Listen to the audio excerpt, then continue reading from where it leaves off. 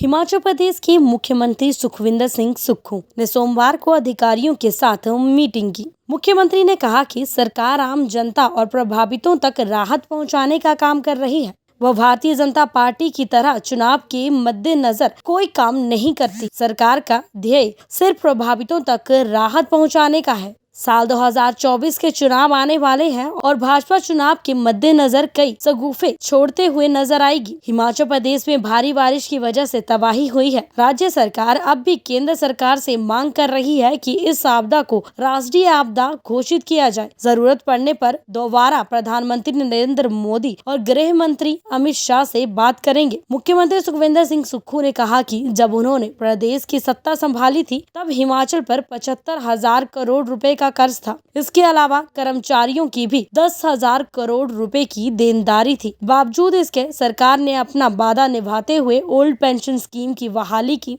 वह अपनी बातों पर अडिग हैं और 4 साल में हिमाचल को अपने पैर पर खड़ा करेंगे। सभी विभागों में चरणबद्ध तरीके से व्यवस्था परिवर्तन किया जा रहा है और वह हिमाचल प्रदेश में 10 साल में नंबर 1 राज्य बनाकर दिखाएंगे। वहीं मंडी विश्वविद्यालय का दायरा घटाने के सवाल पर मुख्यमंत्री सुखविंदर सिंह सुक्खू ने कहा कि पूर्व भाजपा सरकार ने चुनाव में फायदा लेने के लिए एक कॉलेज के भवन में यूनिवर्सिटी शुरू कर दी। अब भी वहां कॉलेज ही है, लेकिन चुनाव में फायदा लेने के लिए उसे यूनिवर्सिटी का नाम दे दिया गया। जिस तरह स्कूलों में बिना टीचर के काम चल रहा था, उसी तरह यूनिवर्सिटी में भी ना तो शिक्षक थे और ना ही सुविधा। ऐसे में सरकार आने वाले वक्त में मंडी विश्वविद्यालय में बेहतरीन के लिए बहुत से कदम उठाएगी और इसका काम चुनावी फायदे के लिए नहीं बल्कि जनहित में किया जाएगा। वहीं मुख्यमंत्री सुखविंदर सिंह सुक्खू ने एक बार फिर अपने व्यवस्था परिवर्तन वाले नारे को दोहराया है।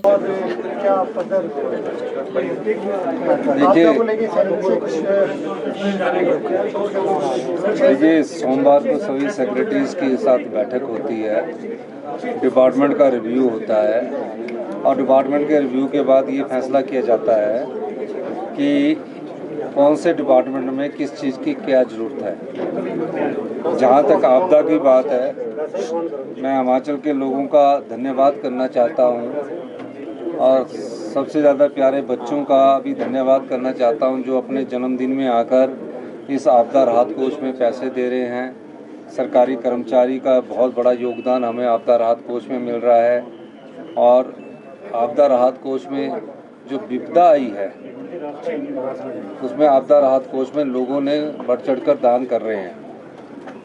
मैं सभी जो प्रभावित परिवार है आपदा से उनको ये आश्वासन देना चाहता हूँ कि हम आने वाले समय में जो भी होगा वो आपदा के प्रभावित परिवारों को सही आकलन करके उनको जो भी उचित समय पर मुआवजा देने की बात होगी उसका भी हम स्टडी करेंगे।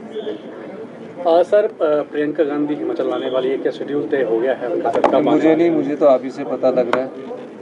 प्रश्न बताया था नहीं, मुझे अभी आप ही ने बताया, मेरे को अभी पता नहीं है। आपदा को लेकर केंद्र से कोई अभी तक राहत राशि? देखिए, हमने तो कहा कि इसको नेशनल राष्ट्रीय आपदा घोषित किया जाए।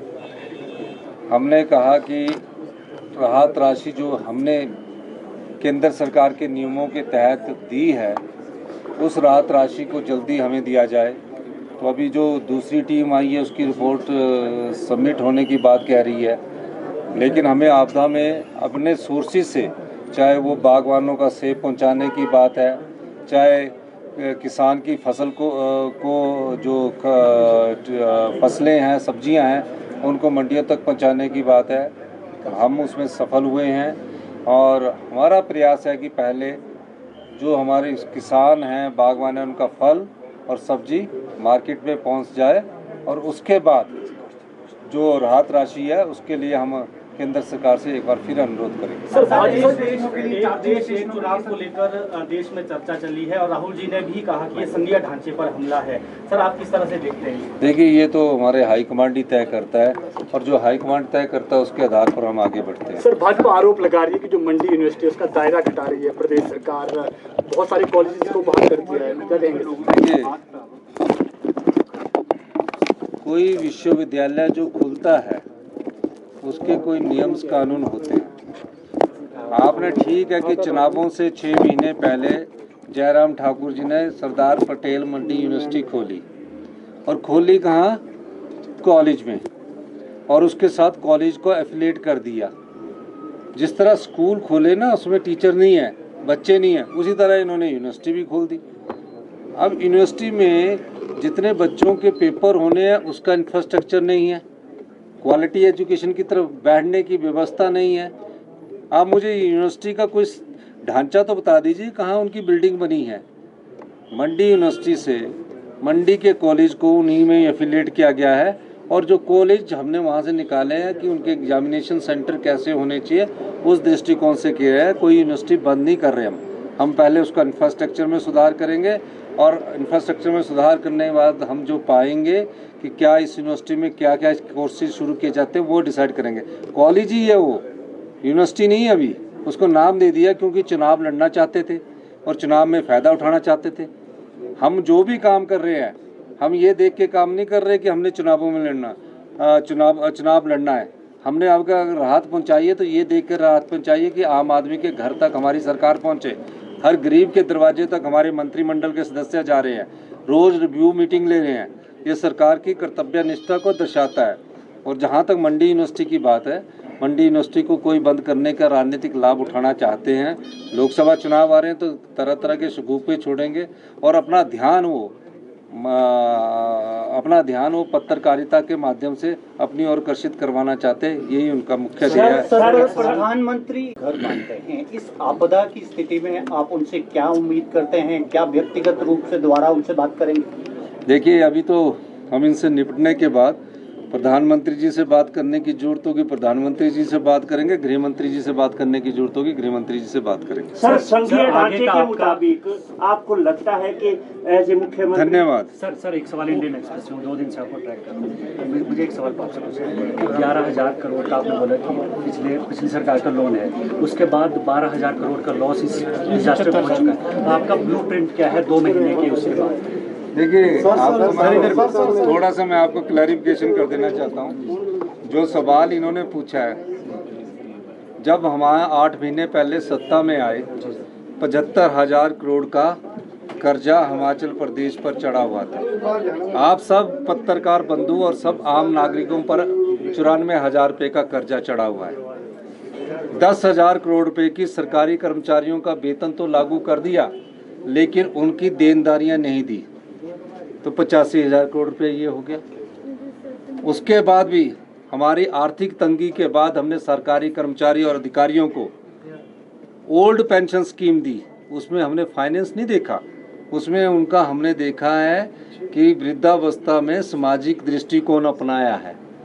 उसके बाद आपदा आई, आपदा में हमें राहत नहीं मिली, लेकिन पूरी सड़कें हमने खोल कर रखी, पूरी पानी की योजनाओं को हमने चालू करके रखा, 75,000 टूरिस्टों को यहाँ से निकाला। अब 12,000 करोड़ रुपए का हिमाचल प्रदेश को नुकसान है। मैं सभी से कहना चाहता हूँ, हिमाचल प्रदेश को अपने पैरों पर खड़ा होना पड़ेगा, हिमाचल प्रदेश को आत्मनिर्भर बनाना पड़ेगा। उसके लिए हम व्यवस्था परिवर्तन कर रहे हैं। कुछ विभागों में व्यवस्था परिवर्तन हो चुका है और कुछ में हम और तेज़ी ला रहे हैं। पहली बार है कि PWD IPH में टेंडर 60 दिन के बजाय 20 दिन के अंदर लग रहे थे। पहली बार है कि PWD में 3 दिन के अंदर हमने टेंडर लगा के सारी सड़कें खुलवाई। एक भी बागवान आज ये नहीं बोल सकता कि कहीं हमारी सड़कें ना खुली हो। हमने काम किया है। अभी हम अपने हिमाचल प्रदेश को 4 साल में आत्मनिर्भर बनाएंगे, 10 साल में हम प्रदेश का सबसे समृद्धशाली और अमीर। धन्यवाद। डिजास्टर नहीं अनाउंस होता है तो